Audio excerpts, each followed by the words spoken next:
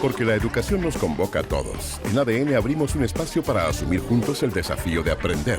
Aquí comienza La Buena Educación. Andrea Aristegui, Ernesto Treviño y un panel de interesantes invitados. Conversan, analizan e intercambian puntos de vista sobre un tema donde siempre hay mucho que aprender. La Buena Educación está en ADN.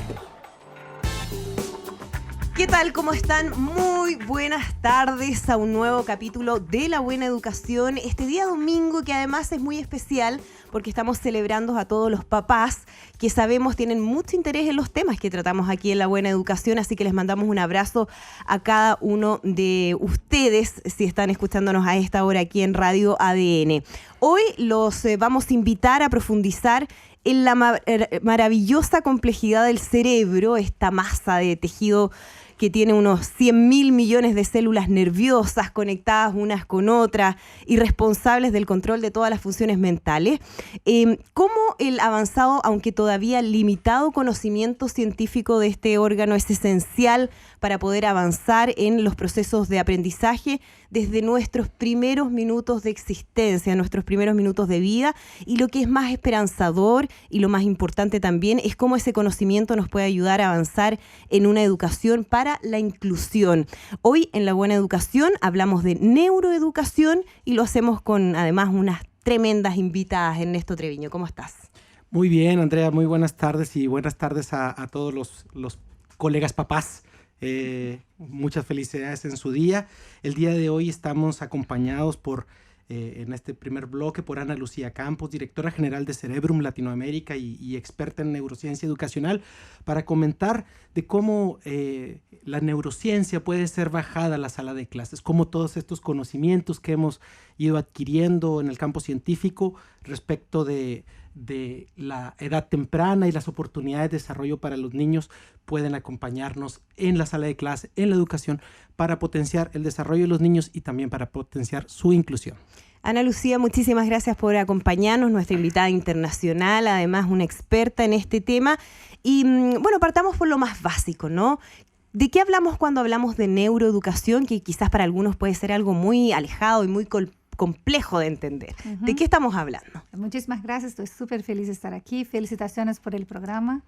Bueno, cuando hablamos de neuroeducación, tenemos que recordar una larga trayectoria que se dio dentro del ámbito de la neurociencia. La neurociencia, la ciencia que estudia el cerebro, el sistema nervioso, para entender qué es, cómo funciona, cómo el ambiente afecta en su funcionamiento y viceversa, nace con un sentido y un compromiso muy clínico, ¿no? De entender ese cerebro que puede enfermarse, cómo prevenir esas enfermedades, cómo curar esas enfermedades. Sin embargo, no se queda ahí.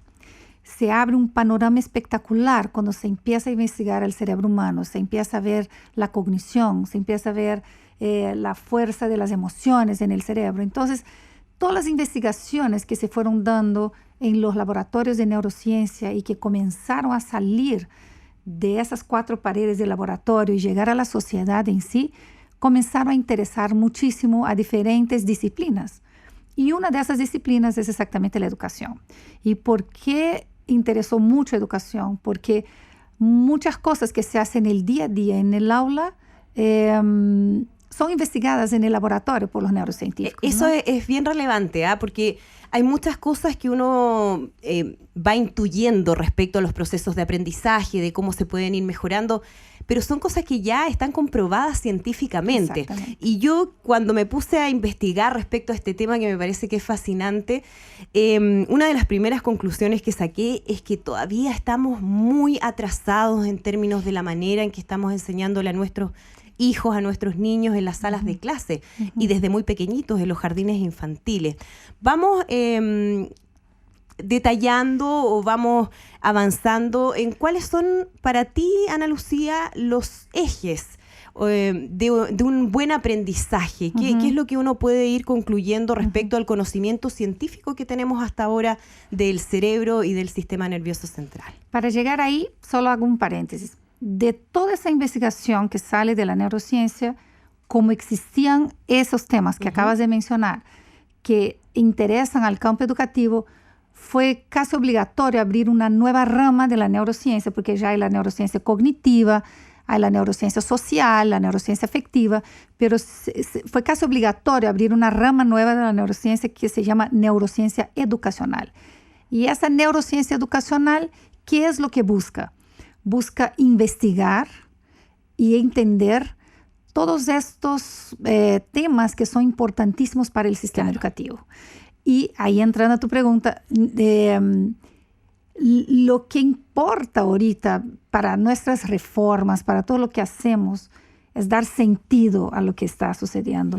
Y la neurociencia educacional viene a ayudarnos a dar ese sentido. Ejemplo, todos los días el profesor en el aula busca y crea estrategias para que los alumnos aprendan. Pero ¿cómo aprende el cerebro? Hay una ruta de aprendizaje por la cual pasa el cerebro para aprender. Hay que partir por eso, entonces. Hay que partir por eso. Antes de cualquier tipo de estrategia en términos educacionales, hay que partir diciendo, a ver, ¿qué es lo que nuestro cerebro necesita para adquirir ese conocimiento finalmente? Efectivamente, y en ese terreno, Ana Lucía, quisiera consultarte por un concepto que hay acá cuando uno escucha a los profesores respecto del desarrollo integral. En realidad se habla mucho del desarrollo integral del ser humano, de los niños, pero al final parece que nos concentramos solamente en el área cognitiva. O si no, a veces decimos, no, lo más importante es lo emocional y dejamos de lado lo cognitivo.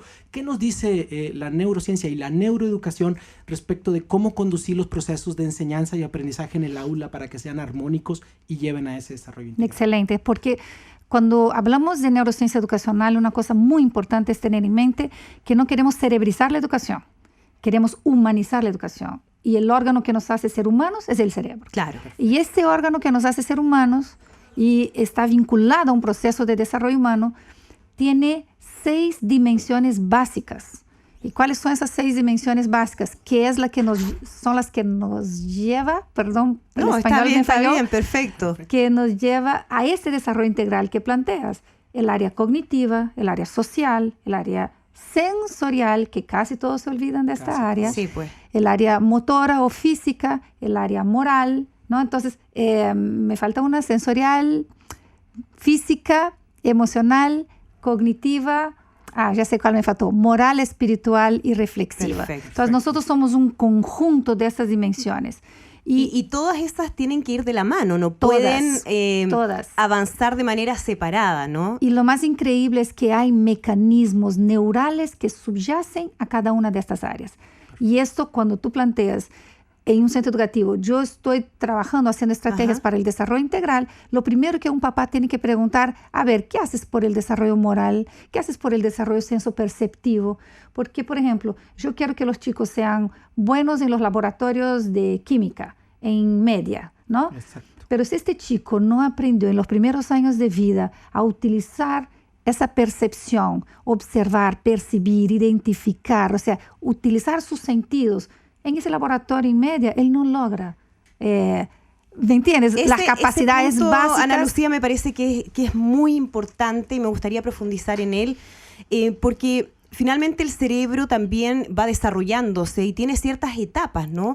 Y qué importante que es el desarrollo del cerebro de la manera adecuada en los procesos de aprendizaje en los primeros años de vida. Y ahí me gustaría que tú me dijeras qué tan importante es la educación preescolar, es decir, los primeros años de vida. ¿Cuál es el nivel de conocimiento que se adquiere en ese momento y que quizás ya después es demasiado tarde? Sí, hay algo súper importante. Las investigaciones que nos demuestran que en los primeros años de vida el cerebro es súper plástico.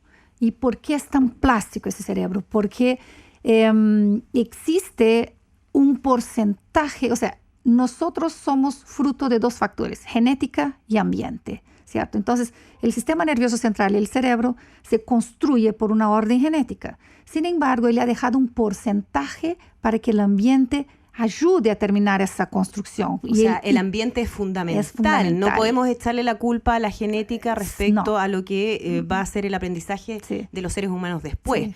Entonces, este ambiente va construyendo las experiencias que necesita el cerebro en los primeros años de vida. Entonces, ¿por qué esos primeros años de vida son tan cruciales? Porque esa plasticidad del cerebro, ese sistema sensorial, las habilidades cognitivas, se desarrollan mezclando esos 2 factores. Hay un grupo, un circuito de neuronas que vino programado genéticamente para aprender y identificar colores, formas, tamaños, pero solo va a ser funcional este circuito si él tiene contacto con el estímulo, si el órgano de la visión tiene contacto con el estímulo, esa experiencia que está incluyendo muchos estímulos, claro, realmente lo hace funcional.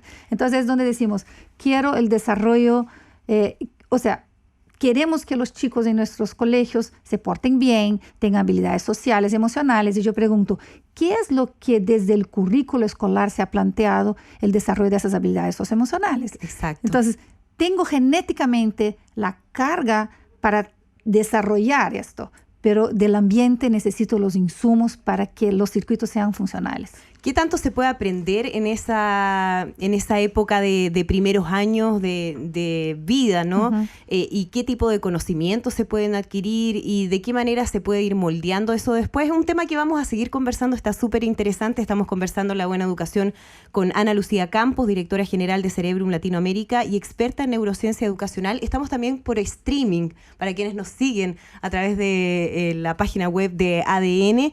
Y vamos a seguir conversando respecto a este tema, pero vamos a ir a una pausa con música y ya volvemos con mucho más en La Buena Educación.